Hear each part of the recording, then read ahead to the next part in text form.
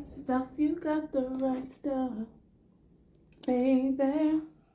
I'm a singer. I shouldn't sing because really and truly I just should not. But but here I am because it is my 100th episode and I cannot believe it. Hey girl, even though I was just talking to you, it is my 100th episode. And so I am so excited to even be doing this show because for those of you who've been following me for a while, you know that the last little bit has been quite a thing. And so actually getting to the point where I have a 100th episode and I can simulcast on Instagram and YouTube is amazing. So I am going to give it a couple of minutes. I figured I would do something new this week because of the 100th episode, and I've got some cards here that I got from tonight's conversation when they came to Toronto. As you can see, the cards are still in the box. I have 3 sets of cards, and so I'm actually going to be answering questions from these cards. And if you want to join me, you can also request to join, and I will pick you so you can answer the questions. But again, like, I cannot believe it's the 100th episode. When I started this show, September of 2021. My life was completely different than it is right now.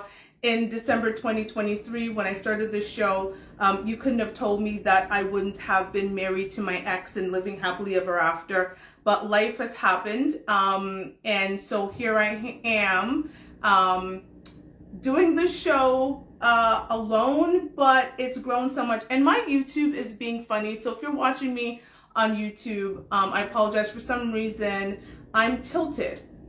So hopefully that is not the case. My iPad is a mess. But if you're watching me on YouTube and the screen is fucked up, please come to Instagram because I am so excited. Thank you, Twins Inc.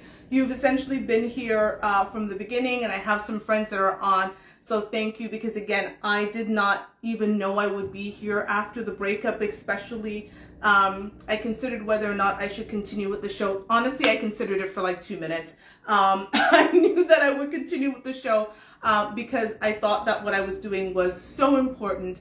And thank you guys for sticking with me, especially those on YouTube, because my subscriber base has like tripled since the breakup. So I appreciate everyone that has stuck around, that has been here with me. And so again, I'm going to do something different. As you see, I have these cards from tonight's conversation. They are still in the box. I got them, well, my brother got them for me. We were at the show a couple of weeks ago. So I'm actually going to open them right now, and I'm going to go ahead. I always suck at this stuff. I'm going to go ahead and I'm going to pick cards from here, and I'm going to honestly answer them. I'm going to be open and honest. I've always been open and honest about my life, about me, about my relationship. And I'm also considering, for those of you who are on, I would love to get your thoughts. I am considering doing like a segment called For the Love of Sheba, where I go on virtual dates on the show that the viewers can set me up with. So I'm trying to figure out if that would be a good segment. Now, Lord of His mercy, I'm not actually dating at this point, because we already know I did a show about emotional unavailability. So I'm not actually dating. Yeah. Okay, see, it is. Thank you so much for letting me know it's sideways. I don't know why it's doing that. It's because my iPad screen is broken. Let me actually see if I can fix it somehow. I'm going to go backstage and come back. I'm sorry for those of you on Instagram. I'm going to go backstage and I'm going to come back and see if it works. Give me 1 second. I'm going to leave and I'm going to come back and see if that works at all. And if you're on YouTube, you can always come to Instagram and watch, because I have no idea. I'm hoping I'm back. I'm hoping it stays this way for the rest of the show, because I don't know what's going on with my iPad. Anywho, I'm back. So I'm thinking about doing some new segments for season 5.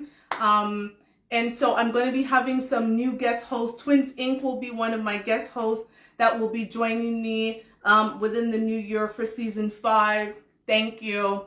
for season 5. So if you're interested in being a guest host, I would like male guest hosts. I already got the women stuff handled. But I can have women on the show. So if you want to be a guest host for one of the show, I'm going to be bringing on a few male guest hosts with different perspectives to join the show. I know when the show started, one of the things that people loved was the fact that I was in a relationship and you got the male perspective from my now ex-fiance. And so as I'm on this journey by myself, I know that I'm going to be bringing on male guest hosts because I do want to have these important conversations in our community. But oh my God, I'm on my 100th show. Anyways, so I have opened these cards from tonight's conversation.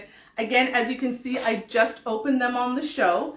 And so I don't know what any of these cards say, but I'm going to spend the next little bit answering these questions. And feel free to answer them in the chat, or if you want to come live with me, you can answer these questions. I've heard the questions are pretty racy, so I'm actually going to see what I get. But if anyone has any ideas for the new season of things that you would like to see me do, DM me or put it in the chat.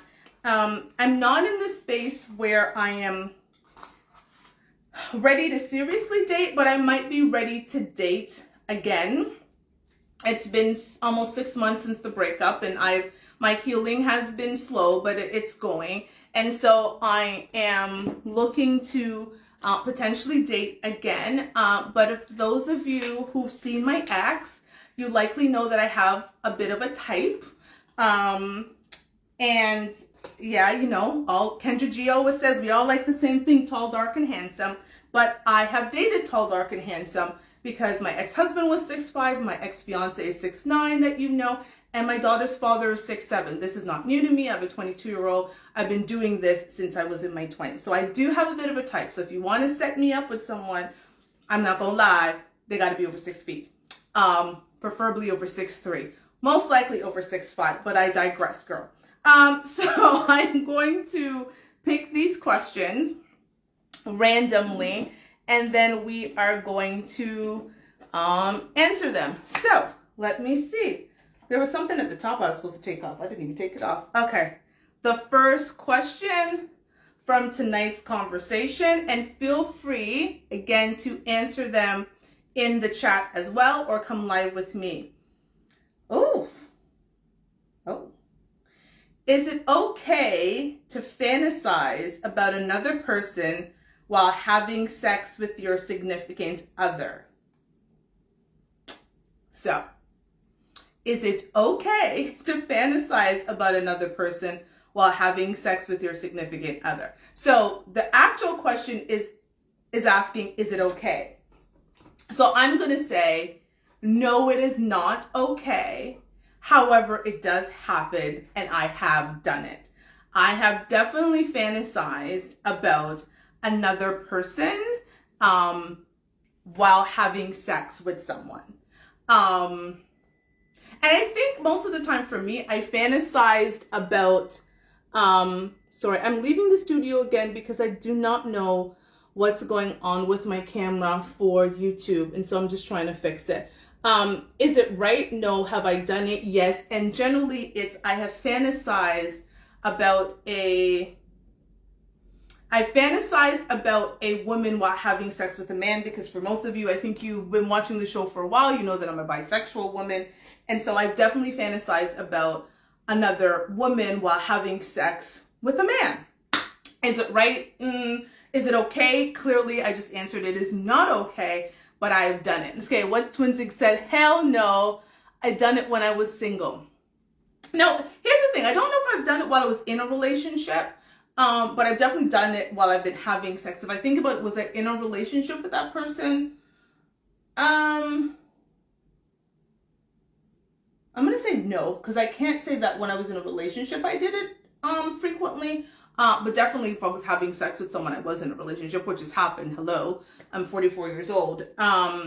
But yeah, it's not okay. And I think you need to talk to the person, especially if you're in a relationship and you're doing it. You need to talk to the person about what it is that they need to be doing more, so your mind is not wandering to someone else. Because I would hate to think that while someone I'm in a relationship with, whether it be my ex-husband or ex-fiance or whomever, was fantasizing about another woman because they felt that they couldn't talk to me about what was happening. So that is the first question. I'm going to go to the next question. And thank you, Twinzing, for answering. Okay, your significant other quits their job because they want to become a rapper. I'm just, I'm not even going to, do I even continue that question? Okay, I'm actually going to continue because there's more. Let me start over the question. I just done throw it on the floor. Okay. Your significant other quits their job because they want to become a rapper. The mixtape is dropping next week, but so are the bills. Would you support them? Explain. No. No. Okay, first of all, no. No. Right, exactly, next. No. Like, just, there's nothing else for me to explain. I'm 44 years old. You're trying to be a rapper in your 40s and 50s. We have bigger problems. Moving on. Okay.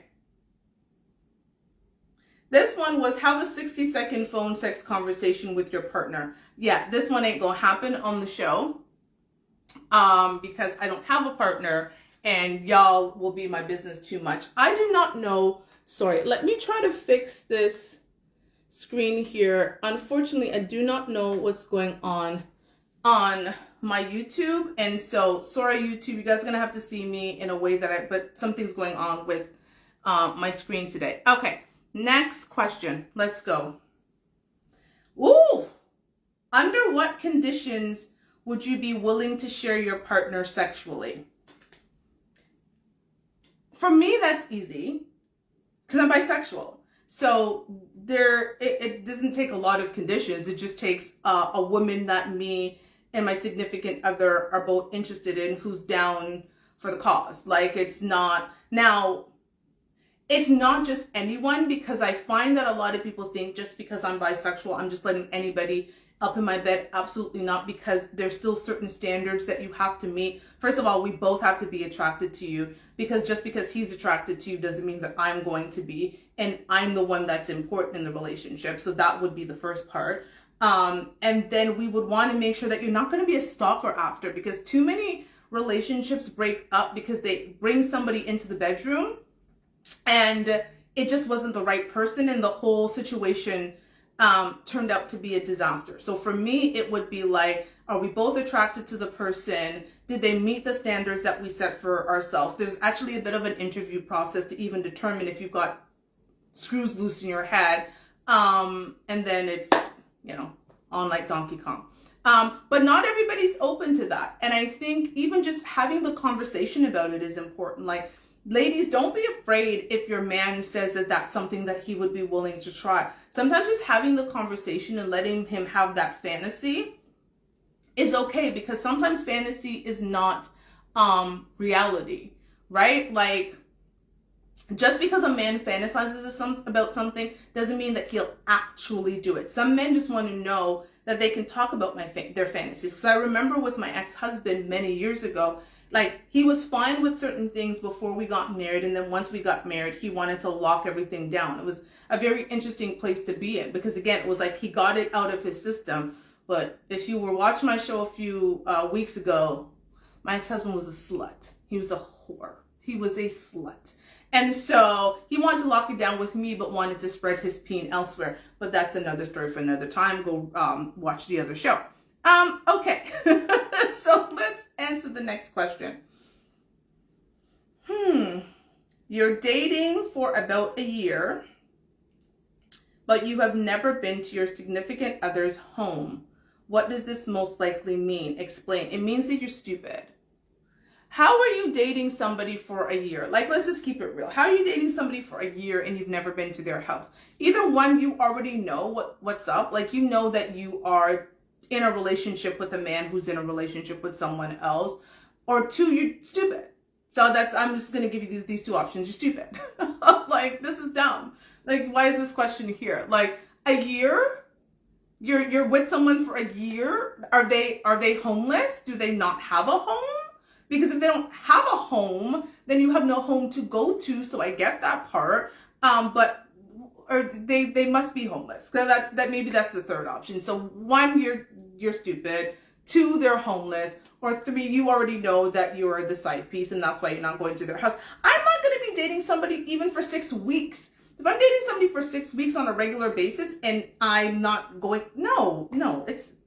Well, there you go. They're married or living a double life. Like, there's like, what are we talking about? Give me a second. I'm just honestly trying to figure out my YouTube situation here. I need to get a new iPad. Rob had broken this iPad by accident before we broke up, and now the thing is doing its own thing. But I digress. Okay, so we're done with that question. Don't do that, people. Do not date people for a significant amount of time and not go to their home, because you find out a lot of things about people by going to their house. Like, you find out how they live. Like, I'm very neat, and so if I go to a man's house and it's just completely messy and he just, we're not even gonna continue. But I'm definitely not waiting a year. Okay, next question.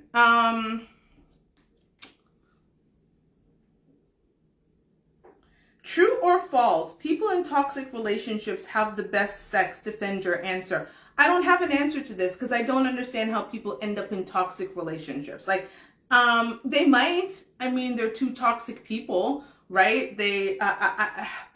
I've never been in anything that I would consider a toxic relationship, and therefore I actually don't have an answer for this. I would assume they're staying in for the sex. Because why else would you stay in toxicity? Why else would you stay in something that's not flourishing? Like, the sex must be off the chain. So I'm going to go with likely true, because I don't see any reason why you would stay in something that isn't fruitful and good for the soul. It has to be that the sex is just off the chain. So we're going to go with that. And again, my YouTube is having an issue, and so I'm going to turn it, and this is how we're going to be for the night, because it is getting, oh my gosh, damn nerves. Okay, this I can't do because, yeah, it's not happening. Relationship discussion, okay. Ooh, this is a good one. Gentlemen out there. If a woman is making a man wait for 90 days before having sex with him, is he obligated to stop having sex with other women during that time? Explain. My answer is no. Because I have been in situations where I've made it very clear to people, I am not in a space, nor am I at a place with you that we're having sex. I'm not having sex without a relationship. And it's not that I'm making anybody wait a just random amount of time. It's until we're in a space where we both think that this is going somewhere and we want to give ourselves to each other, then feel free. Have all the sex you want with all the women you want. Go. Sow your royal hopes, right? Like, I'm not going to stop you. He's not obligated to stop having sex with other people, because the dating phase is not a relationship. It's not exclusively dating. You are dating. It means that I'm dating several people. He could be dating several people. And even if I choose just to date him, because that's just what I choose to do, he's not obligated to cut off other people. So this idea, like, we need to really understand, until you're with a man, you're not with a man.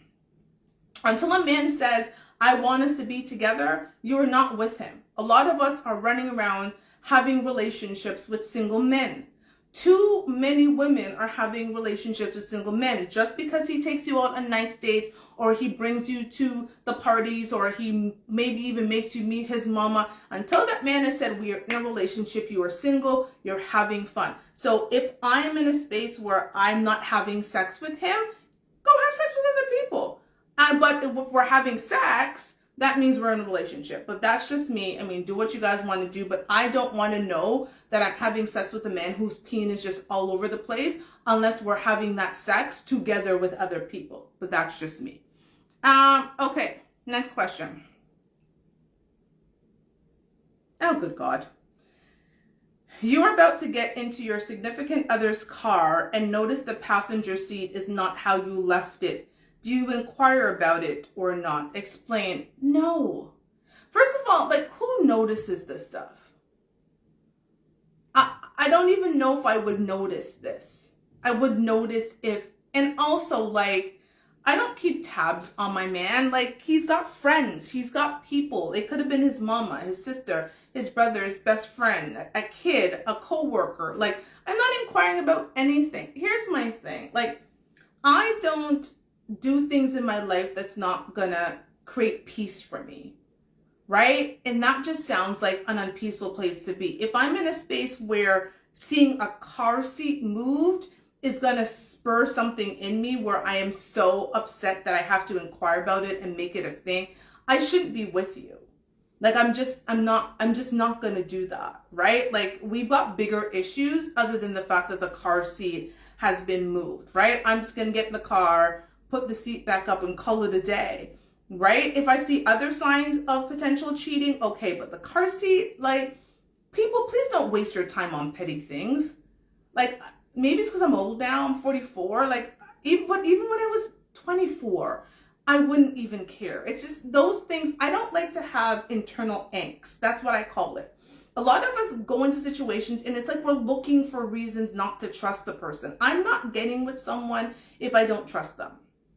And I'm not staying with someone that I don't trust. It's just not worth it for me, because when you have all of that going on in your head, it's hard to then focus on the things that are fruitful in your life. So no, thank you. I'm not doing that. Next question. What qualifies as a one-night stand, and have you ever had one? So have I had a one-night stand? Let's start with the qualification. To me, a one-night stand is when you are just meeting the person for that first time. You know nothing about them. You've seen them in a club, a bar, a restaurant, your friend's house, wherever. You don't know them, but you're attracted to them and you have sex with them on that night. Have I had a one-night stand? Absolutely. And it was amazing. And the man was fine as hell. I was in Louisville, Kentucky. I was maybe 28, 29. He was fine as hell. Fine. He was like 6'6", surprise, surprise, right? It's like 6'6", caramel complexion. I saw him, he saw me, we locked eyes, we danced all night, he bought me drinks. The man was fine. He was so fine. Like, he was fine. Played basketball. Once again, surprise, surprise, right? And the man was just, he was fine, okay? He was fine. Like, you want to share him with other people, fine.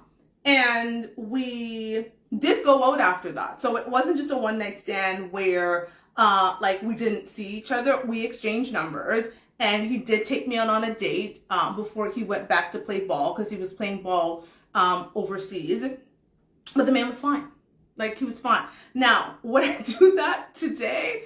I don't know. In the place that I am mentally, probably not. But sometimes you just meet people. No, the man, ladies, the man was fine. Like, he was fine. He might beat my ex by a smidgen, because to me, Rob was fine. But he may have beaten Rob by a smidgen. Like, the man was fine. So yes, I have. But I don't know if it technically qualifies as a one-night stand, because I saw him after. Like, he asked me out after. I think we went on a date. It was like either the next day or the day after we went out on a date. And, you know, he wanted to keep in touch, and there was all of that. He was playing ball overseas. I knew it was never going to be a thing. It was difficult, so we didn't really pursue. But the man was fine. But I digress. Okay.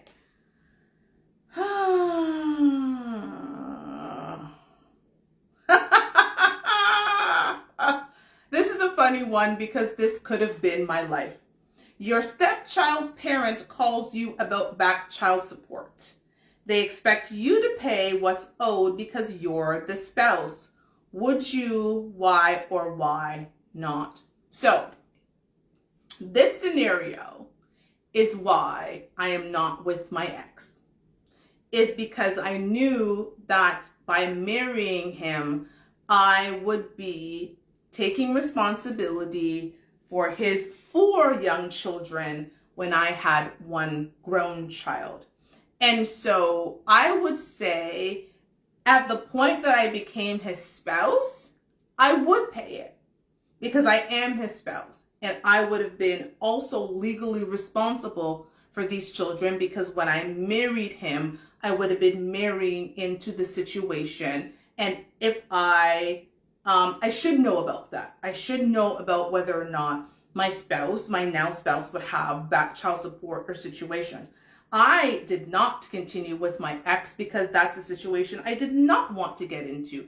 I did not want to be responsible for his 4 children when I had one adult child who was pretty much taking care of herself and didn't need me in the way that she did prior to her becoming an adult. So my message to people is, when you're marrying the person, you're marrying everything that comes with the person, the good, the bad, and the ugly. And so before you walk down that aisle and marry that person, you got to figure out if you want to marry everything that comes along with them.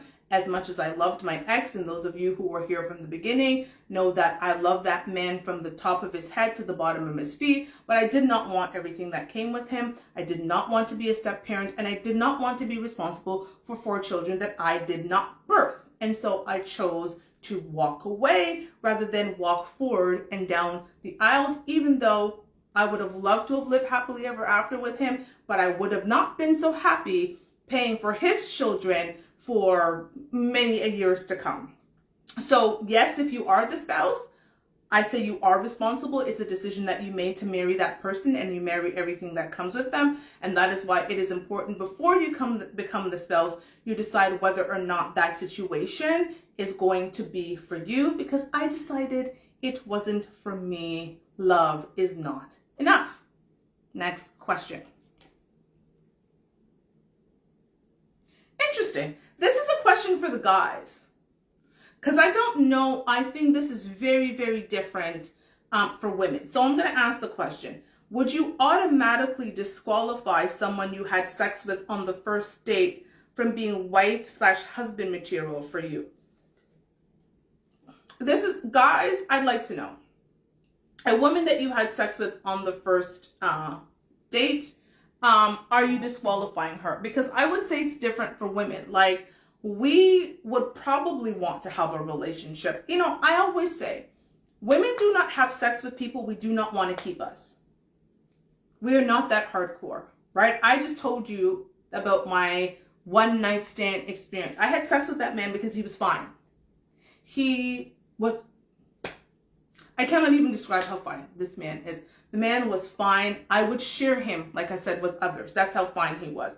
He was tall, he was handsome, he was a professional basketball player, which takes a lot, by the way. There's a certain oomph that you need to have as a person, having been with an ex-professional basketball player for as many years as I was. Like, there is not a lot of men get to that point ever to be able to get paid to play. So you know that they have a certain level of grit and hustle and grind, ambition. You know, they're goal-oriented, they're driven, they have all of these qualities that people respect and women respect and admire. So giving myself to him, would I want to have been chosen by him? Absolutely. That's why I gave myself to him. But did he? I would wonder if he, yes, we went out after, and, you know, he did try to pursue something, but I'm Sheba, right? Anyways, that's another story for another day. But it doesn't mean that he would ever have considered me anything other than a woman to go have sex with. So I think it's an interesting question, because on one hand, I've heard guys say, I would never wife a girl that I had a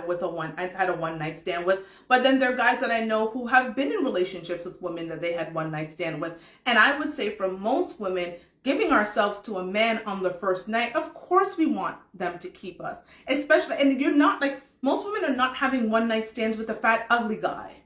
Like, the fat, ugly guy is not getting the one-night stand. The short, bald guy is not getting the one-night stand, right? It's the over 6 feet, it's the chiseled guy, it's the man that every woman has his attention, but he chooses you. Like, that's the man that's generally getting the one-night stand. Again, not the big fat guy or the short, bald guy. Like, they're not getting the one-night stands. It's the man that every woman wants. So we generally want that man to keep us. And so, yes, many of us think, this could be the man I end up with, while the guys are thinking something completely different. And this is why I'm looking forward to my next season, starting next week, where I can start bringing in some male guest hosts and start having them answer these questions from a male perspective. Because, ladies, we really do need to understand the male psyche, because we don't. We do not understand the male psyche at all. We think that we do. We think we have it down pat. Not even close. Most of us don't even understand ourselves some of the time. So it is going to be interesting when I start bringing male co-hosts and Twin Zinc. If you're on, I look forward to you joining me in the new year, because I think it's going to be interesting to really have those conversations with men. So next question. Okay, this one we can't play because this is a couples one. So I'm going to take this one as a thing because there ain't no couples here. I'm going to go with this. Okay. You're at a bar when someone picks a fight with your significant other. This person is the same sex as you, but you are no match for them. Do you defend your significant other? Explain. I am too grown. I'm too grown to be fighting with some woman in a bar. This is the first part. Secondly, no man I'm with is going to be in a situation where he's going to escalate a argument with a female in a bar. So, like, this just doesn't apply to me because I'm not dating those types of men. I'm not selling those with types of men who are going to be in situations where they're putting themselves in positions to have these types of arguments with women in bars, and I am way too grown and way too old and have way too much to lose in my life that I'm going to be engaging in that type of situation with any woman. Yeah, I'm good. So next question. Yes, season 5 is going to be lit, Twin Zinc. Okay.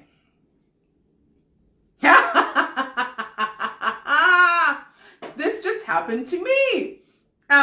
True or false? If a man invites a woman on an all expenses paid vacation, is there an implicit understanding that he also expects sex on that trip? Explain your answer.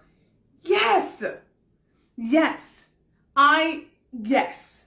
If a man is paying for you to fly from where you live to a, say, tropical island and everything is included, yes, he expects to flip it, rub it, turn it upside down, be on the balcony, the leg over your head. It is very much expected. And this is why I had a conversation with some guy friends, and I had that situation happen to me, and I made it clear to the person who had asked me to go on this vacation that, just to be clear, like, it's not going to happen. And so if this is what your expectation is, please go and invite someone else, because it's not happening with me, and I would never want you to take me on a vacation when you could have been having some fun with somebody else who's going to put her head behind her leg. Now, after a few other conversations, decided even me saying that wasn't enough. I just should not go on the vacation, because it's unfair to the person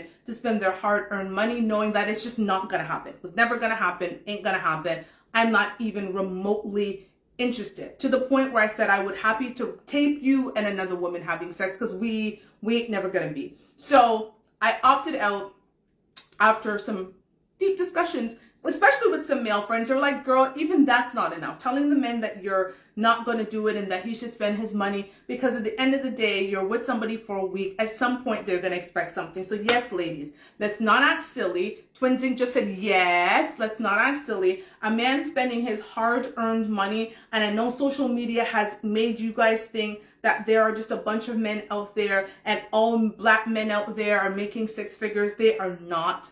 Or high six figures or low seven figures, or whatever the case might be. I have been fortunate to date a number of them, but most men are not making that type of money. So a man spending a couple of $1,000s to take you on a vacation to an island like Jamaica or Bahamas or wherever, he wants to bend you over. Let's not act stupid. It is what it is. And if you do not want to be bent over by that man, do not go on the vacation. That is my advice to you. Next question. Who would you stop dating a good guy or girl over bad sex? Why or why not? Oof, child. I'm going to have to think on that one for a second. Let me just start by breaking it down. Sex is important in a relationship. Let's not pretend that it's not.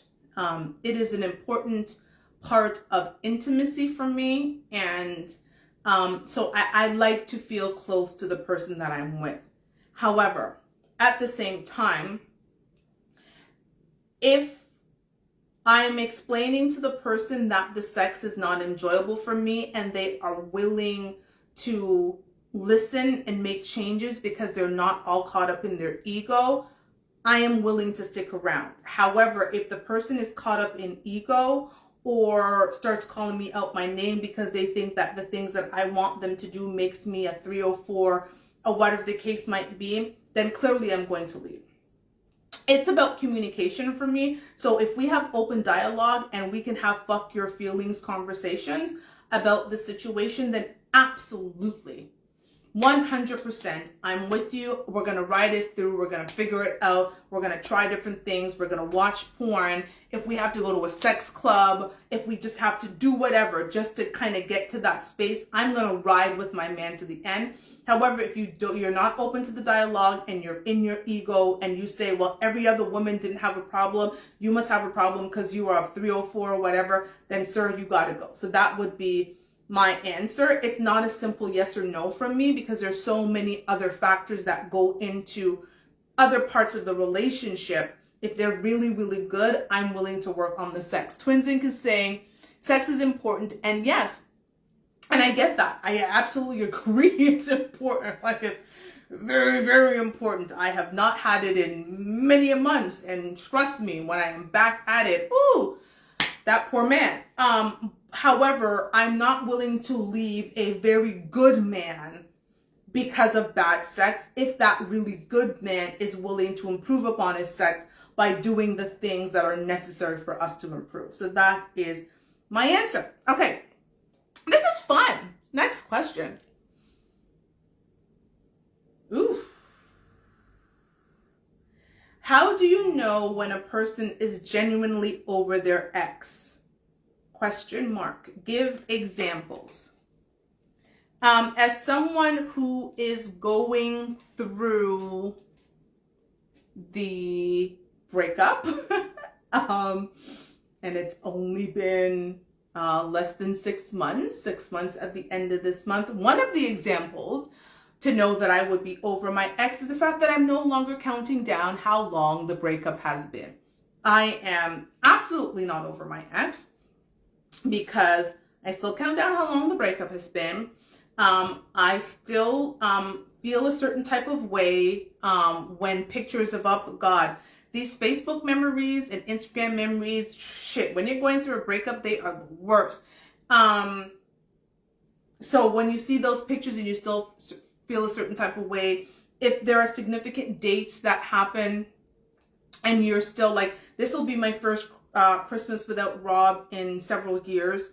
And so I'm actually going through, I'm not sure how I'm going to handle Christmas without him. I think it will be fine, but I might have a moment, right? So if you are still going through the process of quote unquote healing from the situation, then that might be an indicator that they're not over it. If they still bring up their ex, I know that I've done that. I did that actually with an ex. I spent a lot of time with one of my exes. We dated twice. He lives not too far from me. We hang out quite a lot. Nothing's going on between us, but we've known each other for over 20 years. He went through a breakup about a few weeks before I did. And so we're both kind of in this healing space. And he said something to me, and then I mentioned Rob's name, and he was like, you know, you can't like mention his name to just other men just randomly. And I didn't even think about it, right? I'm just like, oh, well, Rob. So I know that I'm not over my ex, and this is why for me, like, running into dating right now is not going to happen. I know that I'm getting there. But I think, you know, again, bringing up the ex, dates about the ex bothering you, just certain things about the ex. I don't ever speak badly about my ex. That's one thing I will never do. He is an amazing man, and I wish him the best. So that I personally don't do, but I know that I'm not in a space or in a place where I am ready to say, hey, I'm going to run into something else, because he's still a significant part of me that I haven't actually cut the umbilical cord yet from. So I don't know if that answered the question, but hopefully it did. Okay.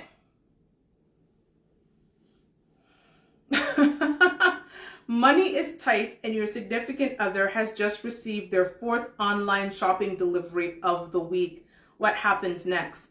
This is a loaded question because it all depends on the situation. Now, if you live together, and I'm going to assume, I'm just going to go on the premise that this question is of a couple that live together. How have you decided how the finances will be handled? That's the first part, right? If you've decided that the finances are going to be handled, and sorry for those of you on YouTube, I'm actually really trying, I'm going to try to keep it that way. Again, there's something going on with my iPad. So anyways, I'm working with it. But back to the question. So let's go into it. If you live together and you've decided that the finances are going to be handled in a way where you guys have a joint account and then you have separate accounts. If the things are coming from your separate account, then you can spend money however, because to me, it should be where money is in your account, your joint account, to handle the joint bills. So the rent, the mortgage, your rent or mortgage, the light bill, the water bill, the cable bill, food, whatever it is that you guys have decided that that joint account is for, that should be done. So if it is that they are spending money from their own account, that's a different conversation to have. Now, the question did say money is tight. Why is money tight? That's also another conversation. Is it because of spending habits? Is it because you guys don't make enough money for the lifestyle that you live in? Do you actually need to pare down your lifestyle, which also means that you have to have a conversation about this delivery. What is the delivery? It could be something that's for the house, as opposed to, like I said, it's a loaded question, as opposed to just something for them, right? Like there's so many parts of that question. So I think to me, a relationship is about conversation and communication. And for me, there is no way that I'm going to be in a situation where I'm not communicating with my partner, especially about money, because we also know money and sex will break up a relationship like nobody's problem. So just make sure if you're in that situation, you're having a conversation. Again, here we go. Like, I don't know. I'm sorry, guys. There's something wrong with my iPad. I'm going to have to get another computer because this thing keeps turning around on YouTube. I really wanted you guys to have a great experience, so we're just going to have to do this. But no, communication should be key. And don't ever move in with somebody that you don't trust their financial skills. Like, that's really important. I know that we talk about love, and love is so great. Turn off your screen, rotate. I'm going to try that. I know that we talk about love, and love is so great. I don't have it on, twins. And love is so great, and love is so important in a relationship. But there's so many other aspects of a relationship that is more important than love. And I'm telling you guys, like, because you don't want to be in a situation where you are fighting over money, because it's a bad place to be. Been there, done that, and I don't like the feeling. So one of you has to be really good with money, and I think you should be allocating. Whoever's good with money should be handling the finances. That's my big thing. If I'm the person who's good with money, I'm going to handle the finances, especially when it comes to the finances for the house. If my partner's good with money, then I'm going to give that to him and delegate that he manages that. So I think we have to, it's a partnership. So that would be, it's a long answer, but that would be my answer to the question. Okay, just a couple more. And thank you again. It's my 100th show. I can't believe that. Ooh, okay. Under what conditions would it be acceptable for your partner to stay in contact with an ex with whom they share no children? I'm going to read that again. Under what conditions would it be acceptable for your partner to stay in contact with an ex with whom they share no children? First of all, let me say, I am not my ex's parent. So I am not there to mother my ex. And so it is not for me to determine or police his behavior. So I'm going to start there. I think he has got to determine the value that he puts on the relationship with the ex versus the value he puts on the relationship with me. And I would also want him to determine if the roles were reversed and I was on the phone or going to brunch or hanging out with one of my exes, how he would feel. Because I truly believe You treat others how you want to be treated. Am I going to be the one who's going to say, do not ever speak to your ex and I don't like that and you need to cut it off? That's just not who I am as a person. But it is for my man to evaluate our situation and the value that he puts on our relationship. And it also depends on like how long ago was the ex, how significant was the relationship. If it was his ex-wife and they were together for 10 years and they had all this history and she's still showing up to family dinners, we clearly know that's inappropriate because you need to let go. Because again, he would not want my ex sitting at our table reminiscing about our good times. Like, we don't want that. But I would put that on him and for him to make the decision. And then I would evaluate the decision that he makes, because again, I'm never going to police a grown man's behavior. That is not my job. And it's not my job. It's just not a task that I'm going to put on. I don't think it's appropriate. I don't think it's appropriate to jeopardize my present for my past.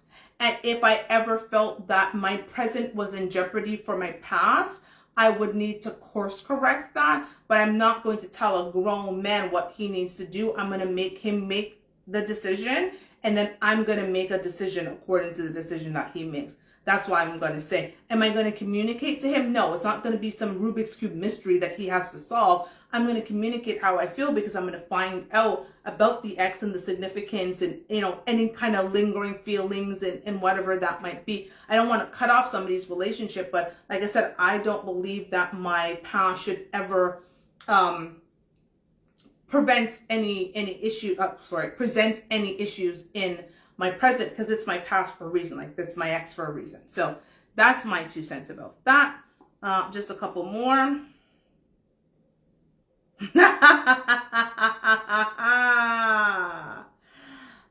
I need to take the advice that I'm about to give you on this question.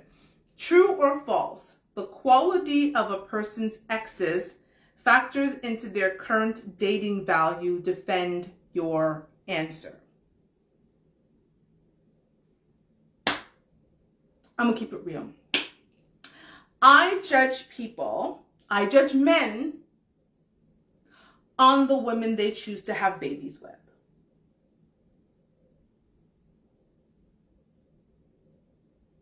I'm going to start with that. A random ex, maybe not so much. The woman who shares a child with you, Judge Judy. Because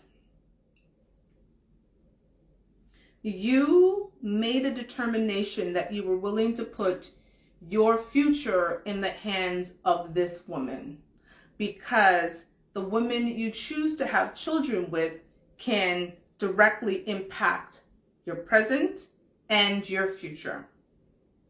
And so, yes, I do judge the men that I date based on the women that they procreate with, because you were going raw and loosey-goosey in this woman without any thought into what if this woman is a woman that I'm tied to forever.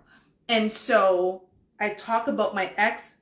That was actually also part of my reasoning. I've never admitted it, but that was also part of my reasoning for not continuing our relationship. It's because of the 2 women he decided to procreate with. The first one I got, it was his wife.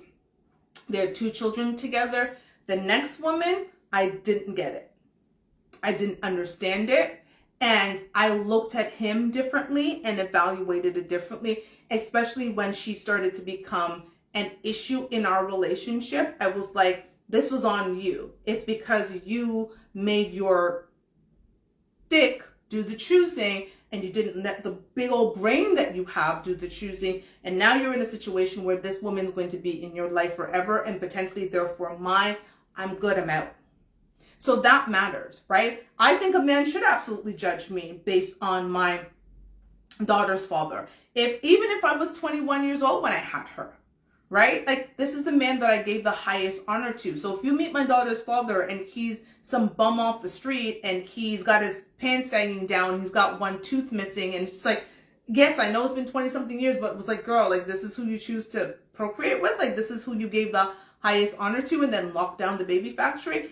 Absolutely. Because I think, you know, your past behavior is an indicator of future behavior.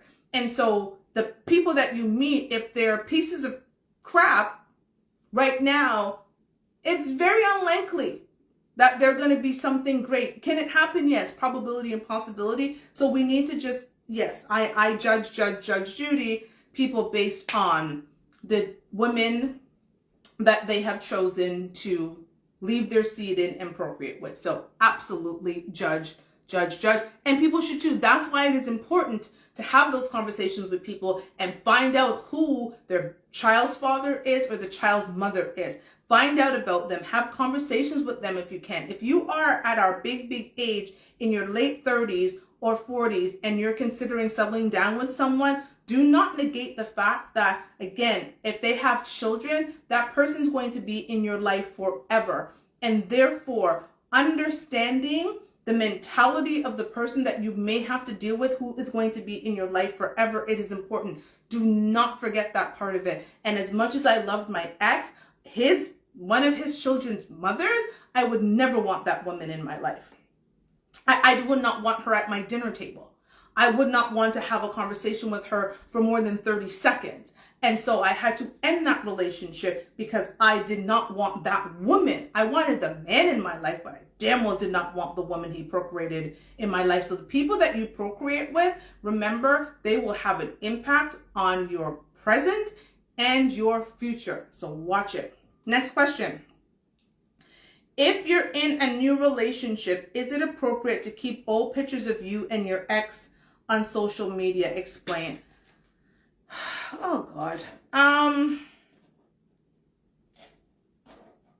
It depends on what you consider appropriate.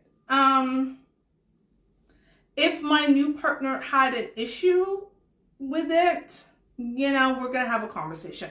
I have pictures of, not pictures, I have videos of me and my ex, and I'm always gonna have videos of me and my ex. I started this show with my ex, and so anybody that comes with and dates me next, like, I'm gonna tell y'all right now, I'm not deleting the videos of me and my ex doing the show, right? It is a part of the history of the show. That's never going to change.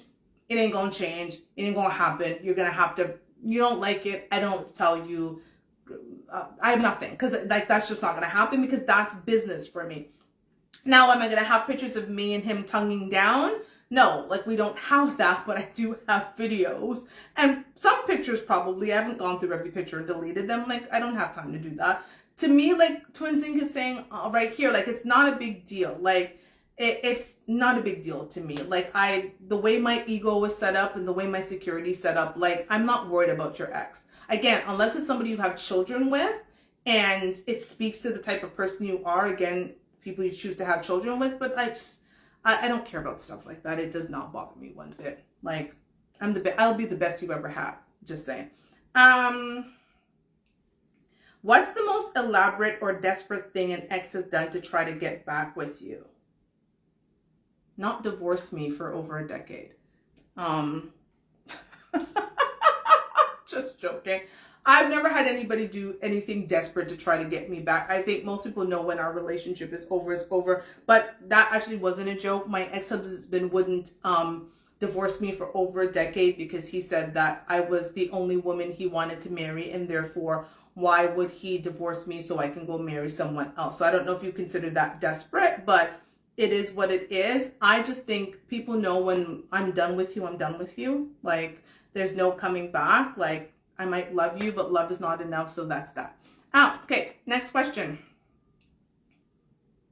Okay, you don't believe your significant other has what it takes to make the dream they're chasing come true. It's been years of failing. Do you tell them how you feel?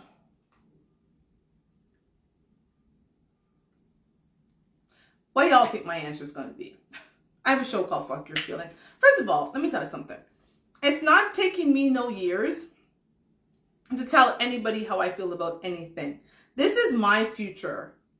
This is my future. This is, what are we talking about? Of course, first of all, I'm telling you right in the beginning, right? Because we have to keep it real with people. Do you have the skill sets required for the dream that you're chasing? And if you don't have the skill sets currently, what are you doing to acquire the skill sets so that you can get to the level that you want to get to? I'm not about people chasing pipe dreams, right? Like, I am a realist by nature. I advise businesses as part of the things that I do in my career. So I'm not going to sit down with my man and say, yes, honey, oh my God, I think it's great. You're going to do that. I know you don't have the skills. You have no clue how to do, but I'm going to support you. Yay. Like, we are too grown for this. We are going to do a needs analysis. Okay. What is it that you will need in order to achieve this dream? And then we're going to do a SWOT analysis, which is strengths, weaknesses, opportunities, and threats of that means lets me see, will this work? And if there are weaknesses, what can you do to shore up those weaknesses? What are the threats? Like, I'm going to sit down because relationships are a business, people. Love, listen, I don't care about love. Love is great. I think it's sweet. I think it's wonderful. I cannot wait to fall in love again. But if y'all think I'm going to hang up my dreams and hopes and future and being my freedom 55, because I want to be fairly retired by 55, on some man on his dreams that he can't ever achieve because he doesn't have the skill set, hell to the no. We're not doing that. So I'm not the one. I'm not waiting years. We're going to sit down and we're actually have a concrete plan because I don't play that game. Moving on. Next question. I'm going to do a couple more. Gentlemen online. I am curious to know what you guys are going to say about this question because I have heard several things about what is going to happen. Does size of the vagina, or of course for women, the penis, matter? If so, explain. Gentlemen, we generally know that the answer for a woman is yes. Size does matter. And it's not just the size, it's about what you do with the peen that also matters. But I've heard from several men in my life that a woman with a vagina that they feel like they're falling into is an issue. So I am curious for men, please enlighten me on this. Does the size of a woman's vagina matter? Lord, if the pussy...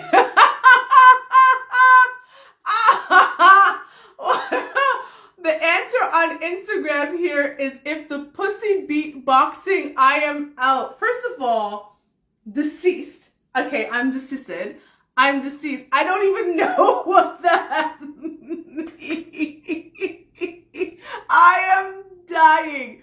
I don't even know what it means for a woman's pussy. And on YouTube, Twin Sink is saying, if I fall in, it's a problem. Does these things happen? Listen, that has not been my experience. My experience has always been that mine's is, it is good to go. It is clamped up. I do Kegels. We are good down there. But my goodness, I did not know this was an issue. So clearly the answer from what I'm hearing from the men and what you're hearing from me is size does matter. And ladies, some of our stuff can be loosey-goosey and no man wants that. But I also wonder, is that from kids? Is that from a woman having a number of kids? Like, what is it that happens where, I don't even know how I got that up there. What is it that happens where a woman's, I don't know what I'm doing. Sorry. There we go. What is it that happens for a woman's vagina to get to the point where it is like loose? Or is it number of kids? Is it too much D? Like, I have no clue because again, I don't have that issue. I am blessed. Hallelujah. But yes, so the answer, everybody, is size absolutely matters. Thank you guys. That was hilarious. So I'm gonna take 2 more questions and then I'm gonna sign off. Okay.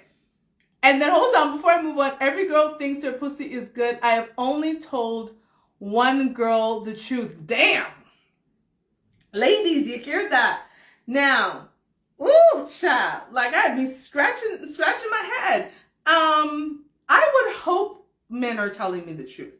Like, I would hope, listen, I'm a person who I do not want to be lied to. Tell me what it is. I already know for my own self that mine's is tight just because I know it's tight. Like, you can tell when it's tight because there is difficulty getting into it, right? Like, a man is trying to, and he's like, damn, like, that thing is tight. So you know that there's difficulty, but I don't want a man to lie to me and tell me something's good if it's not. Because if it's not, like, you're wasting both of our times. Look up V Chair Lounge. Okay, I'm gonna have to look up V Chair Lounge. I don't know if I should look it up now. I'm almost scared. But I will look it up after and tell you guys. Actually, you know what? I'm gonna look it up now. V Chair Lounge. It's giving me nothing. I'm actually getting a chair. Oh, weak pelvic floor. Okay, I'm gonna have to look that. I don't know, nothing. Listen, I'm doing Kegels as I sit here. As I sit here having this conversation, I'm doing my Kegels. Like I said, your girl is not worried over here about what's going on down there because she is good. But I digress. Moving on to the second last question of the night. You liked a provocative picture of an old platonic friend on social media. Upset, your significant other says, if you loved me, you'd unfollow him/her. What do you do? I would not date somebody that insecure. I do not have room for insecurity in my life. I am not that person. I just don't see the point of it. So if liking somebody's picture on social media is going to upset my person, that's not the person for me. Like, we take social media way too seriously, right? Like, people are breaking up over social media stuff. Like, that makes no sense to me. If my man goes and we're in person and he is completely disrespectful in my face and flirting up with other women, that's something to have a problem with. Him liking a picture on social media, what? Like, what are we talking about? Men are attracted to beautiful things, right? I like lots of beautiful men picture on social media. There are some beautiful black men in this world. My God, every day I see, child, right? So I am absolutely not going to be upset because my man liked somebody's picture on Instagram. And if he was upset that I liked somebody's picture on Instagram and said I had to unfollow them, that is not the man for me because he has a level of insecurity that I cannot deal with. Okay, so I'm going to look up V Lounge. Apparently that's a game changer for those of you on YouTube. Apparently something called V Lounge is a game changer when it comes to sex. So I'm about to look up V Lounge. Not that I'm having sex, because your girl is not. But okay. All right. Pelvic Health Solutions. Okay, we're going to work that out. Okay, last question of the night. And again, thank you all for joining my 100th episode. I cannot wait for season 5. I cannot believe I'm already at the 100th episode. I've been doing this for a while, and thank you for those of you who have been rocking with me. So excited. So last question of the night. Have you ever faked an orgasm? If so, how did you pull it off? Demonstrate. First of all, I'm not demonstrating, so we're not going to do that. Have I ever faked an orgasm?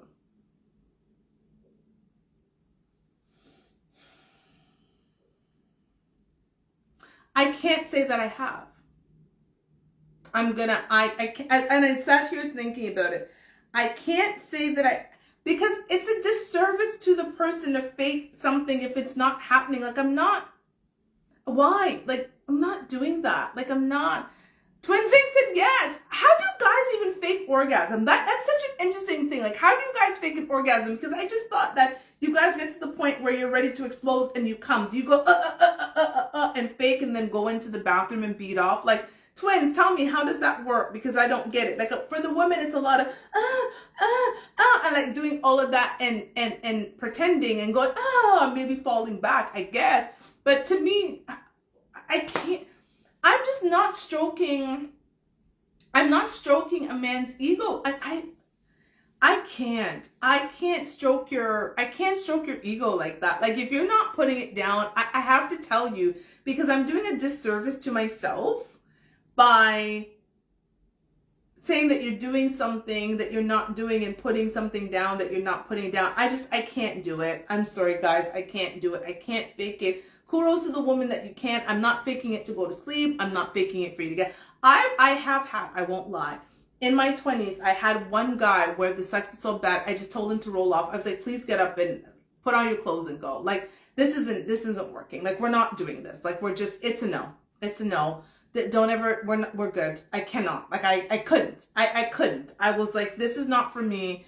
I don't know what you've been doing in the past, but this is not working and we gotta go. Right? So I would rather do that, but I'm not about to fake it. So Twin Sync is saying, when you run, when you run into some trash cat, got a fake nut and bed.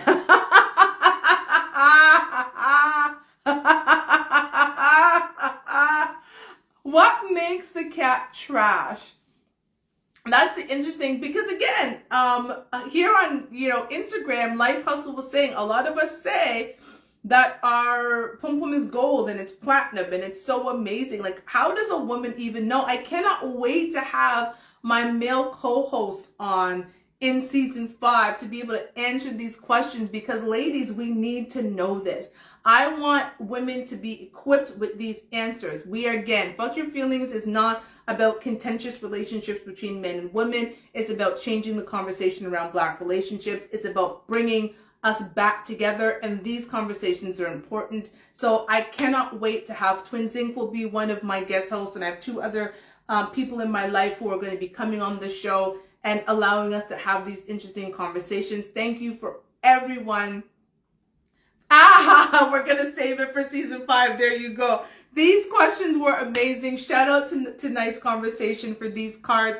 If you have not picked up these cards by tonight's conversation, I would suggest that you would. It's definitely made for an interesting show, and it's going to make for more of an interesting show, as I will be going through all of this in season 5, and we're going to be giving you open and honest answers to these questions. I look forward to what happens. Thank you again for rocking with me. I cannot believe it's been 100 episodes. I'm going to keep doing this until the wheel falls off, so I appreciate you. For those on YouTube, I'm sorry. I am going to have to fix this iPad or do the show on my phone next time, because it is a disaster. So I love you guys. Thank you. Happy 100th episode to me. Woo woo. Bye everyone. Have a good night on YouTube. Thank you. And good night on Instagram. Thank you so much. Bye.